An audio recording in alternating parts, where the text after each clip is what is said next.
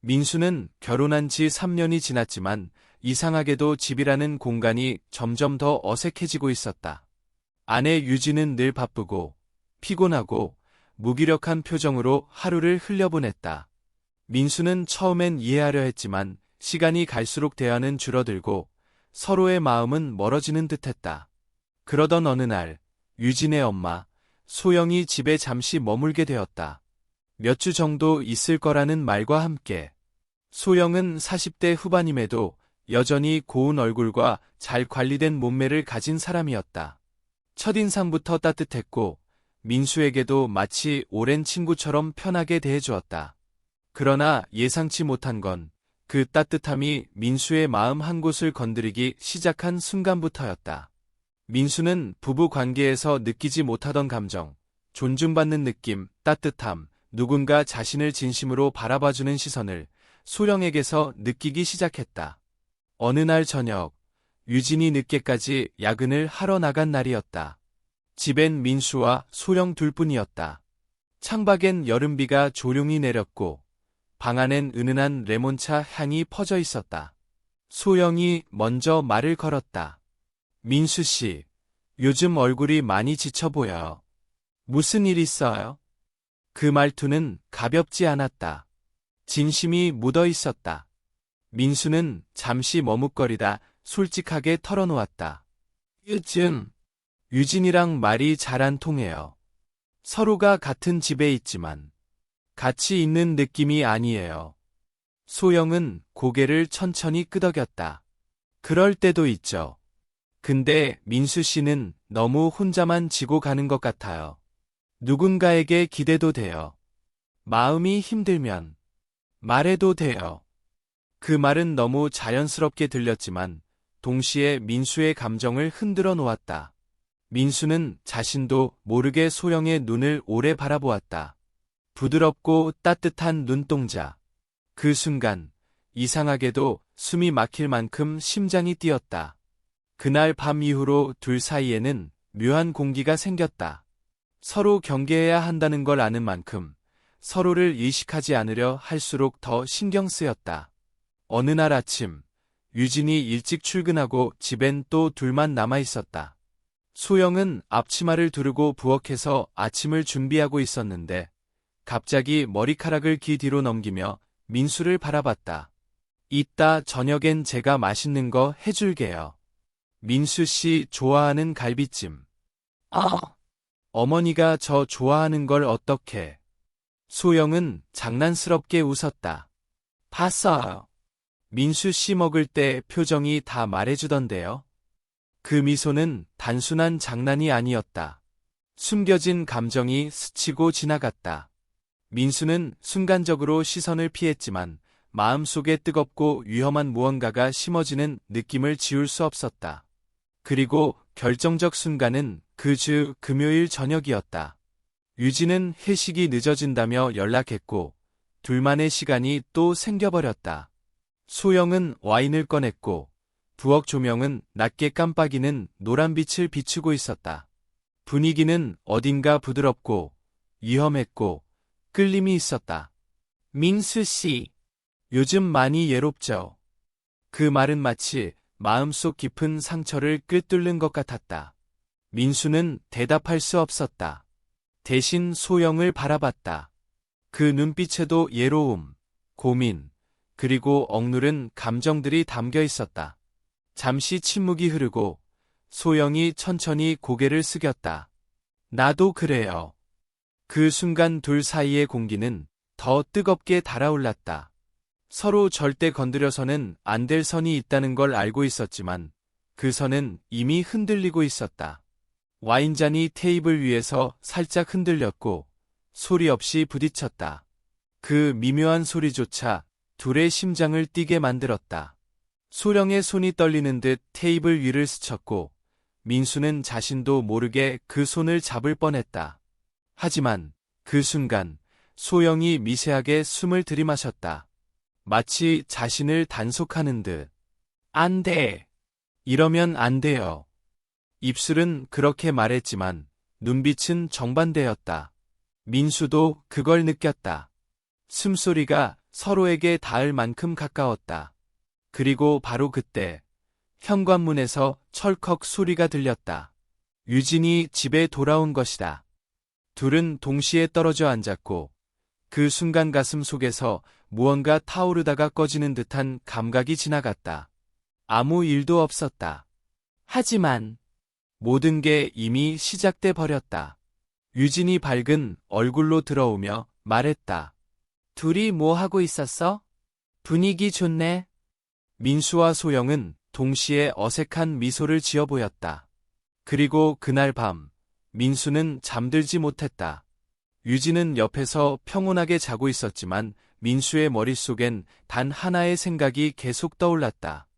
얘 하필 그 순간, 얘 하필 그녀였을까? 하지만 그는 알고 있었다. 이건 끝이 아니라 시작이라는 걸. 유진이 돌아온 그날 이후로 집안의 공기는 예전과 전혀 다른 방향으로 흘러가기 시작했다. 아무 일도 없었지만 아무 일도 없지 않았다. 소령과 민수는 서로를 피하려 했고 말투는 조심스러워졌으며 눈빛은 더 깊어졌다. 서로가 단 한 번이라도 감정을 넘어설까 두려워하면서도 동시에 그 감정에서 빠져나오지 못하고 있었다. 다음 주 화요일, 유진은 갑자기 며칠 출장을 가게 되었다. 민수가 다녀와라고 말하는 순간조차 묘하게 떨렸고 옆에서 짐을 챙기던 소영의 손도 아주 가볍게 떨렸다. 유진이 집을 나서는 순간 후 하고 길게 숨을 내쉬던 소영의 모습은 민수의 가슴을 찌르듯 흔들었다. 며칠 동안 우리 둘만이네요. 소영이 말했지만 단순한 사실을 말한 게 아니었다.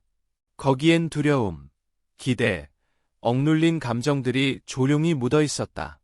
어색함 속에 시작된 첫날 밤, 민수는 거실에서 TV를 켜놓은 채 무의식적으로 시간을 보내고 있었다. 그러나 아무것도 집중되지 않았다. 부엌에서 잔잔하게 들리는 설거지 소리, 물 흐르는 소리, 그리고 가끔씩 들려오는 소영의 느린 숨소리가 그의 신경을 계속 자극했다. 잠시 후 소영이 머리를 말리지 않은 채 수건을 목에 두르고 거실로 걸어왔다. 젖은 머리카락에서 떨어지는 물방울과 살짝 흘러내린 셔츠의 옷깃. 그 모습은 민수의 시선을 붙잡았다. 소영도 그 시선을 느꼈는지 아주 천천히 눈을 마주쳤다. 예, 그렇게 봐요? 목소리는 작았지만 흔들리고 있었다. 민수는 입술을 달싹였지만 아무 말도 나오지 않았다. 대신 시선을 피하려 했지만 이미 늦었다. 소영이 아주 조용히 소파 옆에 앉았다.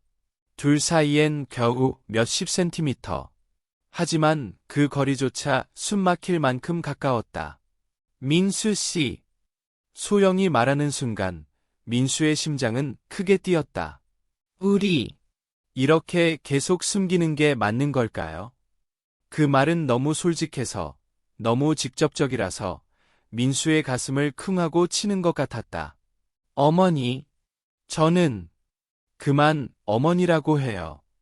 소령의 목소리는 낮고 깊었다. 적어도 지금 이 순간만큼은 그렇게 부르지 말아요. 그 말은 마치 무언가를 허락하는 문을 여는 것 같았다. 침묵, 눈빛, 떨리는 숨, 서로 끌어당기는 감정.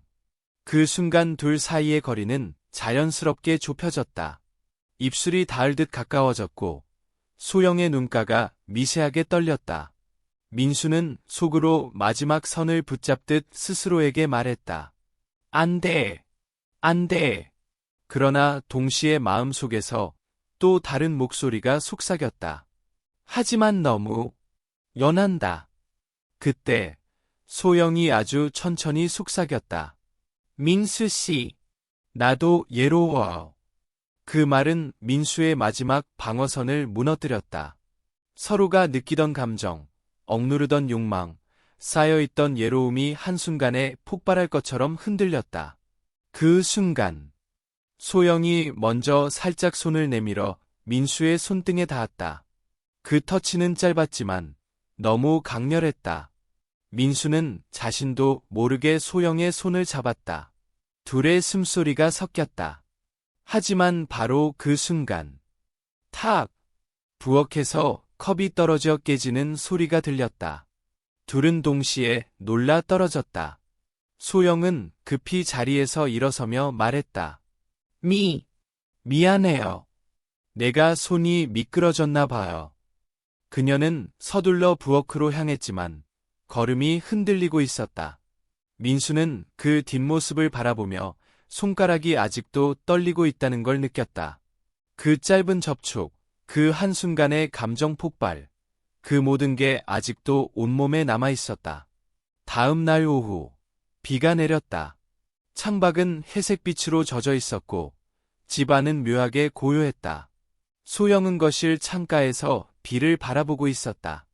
민수는 다가가지도 멀어지지도 못한 채 뒤에서 조용히 그녀를 바라봤다. 그녀의 어깨가 살짝 떨리고 있었다. 민수는 다가가 조심스럽게 말을 건넸다. 괜찮아요? 소영은 대답 대신 비에 젖은 창밖을 계속 보다가 아주 서서히 고개를 돌렸다. 그리고 민수를 바라보며 이렇게 말했다. 민수 씨, 나 많이 흔들렸어요. 어제. 그 순간. 그 말은 민수의 가슴 속 깊은 곳에 불을 붙였다. 저도요. 둘은 서로 바라보았다. 비 소리만 들렸다. 그리고 그 고요 속에서 감정은 더 깊게 가라앉았다. 소영이 아주 조용히 속삭였다. 우리가 어디까지 가게 될까요? 그 질문은 위험했지만 동시에 너무 솔직했다. 민수도 숨을 들이쉬며 대답했다. 모르겠어요. 하지만 도망칠 수 있을 것 같지도 않아요. 소영의 눈이 흔들렸다. 바로 그 순간 전화벨이 울렸다. 유진이었다. 둘은 동시에 현실로 끌려왔다. 감정의 파도 속에서 억지로 숨을 고르고 민수는 전화를 받았다. 여보, 잘 지내? 엄마는? 밥은 잘 챙겨 먹고 있어? 민수는 떨리는 목소리를 억지로 감추며 대답했다. 다 괜찮아. 그러나 그는 알고 있었다. 지금 이 집에서 벌어지는 일은 괜찮다고 할 수 있는 단계가 아니었다. 모든 것이 선을 넘기 직전이었다. 아니, 어쩌면 이미 넘고 있었다. 전화를 끊은 뒤 민수와 소영은 서로를 바라보았지만 아무 말도 하지 않았다. 대신 둘의 눈빛은 한 가지 진실만을 말하고 있었다. 지금 멈추지 않으면 우리는 돌아갈 수 없다. 그리고 그 사실이 오히려 둘을 더욱 끌어당기고 있었다. 유진의 전화 이후로 둘 사이엔 보이지 않는 선이 하나 생긴 듯했지만 아이러니컬하게도 그 선은 서로를 멀어지게 하지 못했다. 오히려 더 조심스러운 시선, 더 길어진 침묵, 더 짙어진 감정이 둘 사이에 감돌았다. 마치 마지막으로 버티고 있던 얇은 실이 천천히 끊어질 준비를 하는 것처럼. 출장이 3일째 되던 날 밤, 집안은 유난히 조용했다. 비도 바람도 멈춘 정적 속에서 민수는 방 안에서 뒤척이고 있었다. 아무리 누워도 잠이 오지 않았다. 마음속에서 계속 맴도는 생각 때문이었다. 지금 그녀도 나처럼 잠 못 들고 있을까? 결국 그는 침대에서 일어나 거실로 향했다. 그런데 이미 그곳에는 소영이 창가에 앉아 있었다. 작은 조명 하나만 켜둔 채 담요를 둘러쓰고 밤하늘을 바라보고 있었다. 민수의 발소리에 소영이 고개를 돌렸다. 아직도 안 자요? 네, 잠이 안 와서요. 소영도 작은 미소를 지으며 고개를 끄덕였다.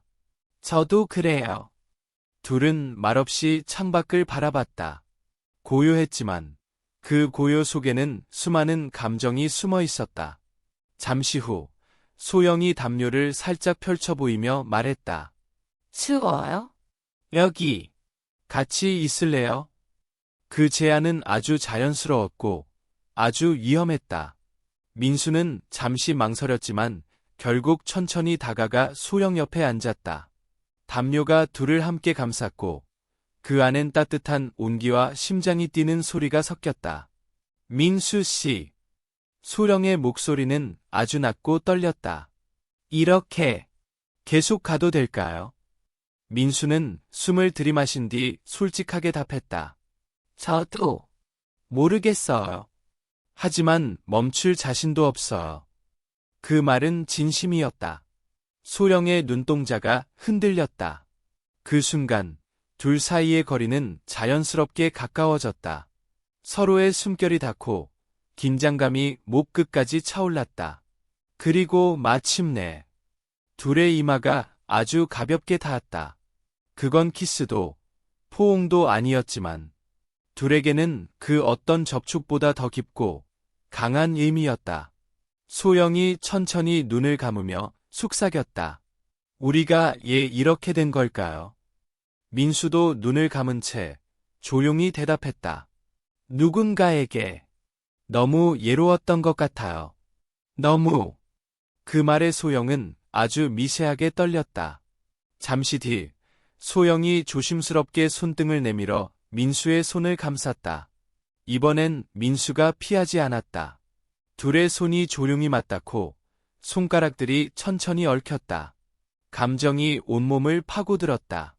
그리고 마침내 둘은 서로를 끌어안았다. 그것은 격정적이지 않았고 절박하지도 않았다.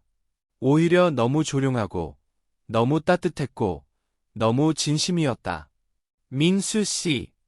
소령의 목소리는 귀에 닿는 숨결처럼 부드러웠다. 우리가 이 감정을 잊고 돌아갈 수 있을까요? 민수는 대답하지 않았다. 대답을 할 수 없었다. 둘은 오래도록 그렇게 조용히 서로를 안고 있었다. 하지만 그 평온은 오래가지 않았다. 띠링. 민수의 휴대전화가 울렸다. 그 소리에 둘은 동시에 굳어버렸다. 화면엔 유진의 이름이 떠 있었다. 민수는 뭔가에 쫓기듯 서둘러 전화를 받았다. 여보, 나 내일 일찍 끝날 것 같아. 생각보다 빨리 돌아갈지도 몰라. 그 말에 민수의 표정이 굳었다. 소령의 얼굴도 하얗게 질렸다. 둘 사이에 끓어오르던 감정이 현실이라는 벽 앞에서 그대로 멈춰버렸다. 전화를 끊고 난 뒤 민수는 깊게 숨을 내쉬었다. 소영은 침묵한 채 손을 가슴 위에 올려놓았다. 잊으려는 듯, 숨을 고르려는 듯, 그리고 아주 천천히 말했다. 이제 그만해야겠죠. 그 마른 가슴을 찢는 듯 아팠다. 민수는 고개를 들지 못했다. 아무 일도 없었던 것처럼. 돌아가야겠죠. 소령의 목소리는 떨리고 있었다. 우리가 선을 넘지 않은 것처럼. 민수는 조용히 고개를 끄덕였다. 그러나 마음속은 완전히 무너지고 있었다. 민수 씨. 소령이 마지막으로 그를 바라봤다. 오늘 이 순간만큼은 잊지 않을게요. 그 말은 잔인할 만큼 아름다웠다. 기억하고 싶지만 기억해서는 안 되는 순간. 가까워질수록 사라질 수밖에 없는 감정. 그날 밤 둘은 각자의 방으로 돌아갔다.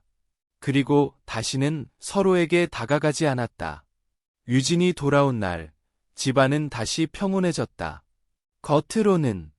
하지만 민수의 눈길은 더 이상 예전처럼 밝지 않았고 소령의 시선은 늘 잠시 머물렀다가 황급히 도망쳤다. 그날 이후 둘은 서로에게 감정의 마지막 문을 닫았다.